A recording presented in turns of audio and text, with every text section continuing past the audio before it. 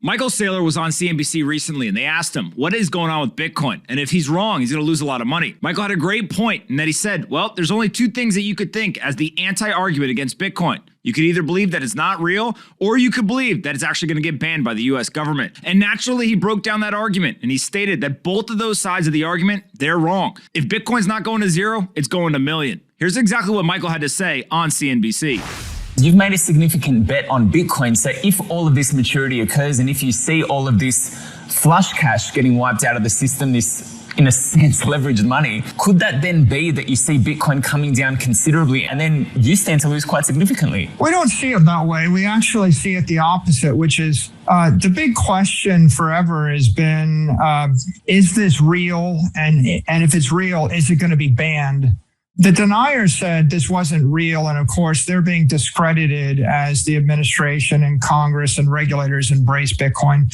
And the skeptics have always said, well, it's real, it's better than gold, but it's so good, it's too good to be true, and the government's going to ban it. So if the deniers are wrong, and if the skeptics are wrong, and it's pretty obvious they're both wrong at this point, it's not going to zero. And if it's not going to zero, it's going to a million, because it's obviously better than gold at everything that gold wants to be. And if it was just worth what gold's worth, it'd be 500,000 a coin. So I really think we've crossed the chasm there with the bill that was put on the Capitol floor today by two senators, a Democrat and a Republican, and with Janet Yellen's speech at American University April 7th, where she recited the legend of Satoshi Nakamoto and explained why digital assets are critical to the future of the United States. People are realizing that this is a real thing that's going to be with us. And Bitcoin is, like it or not, it's unique. There really is no network in the world that has its level of adoption or its level of security.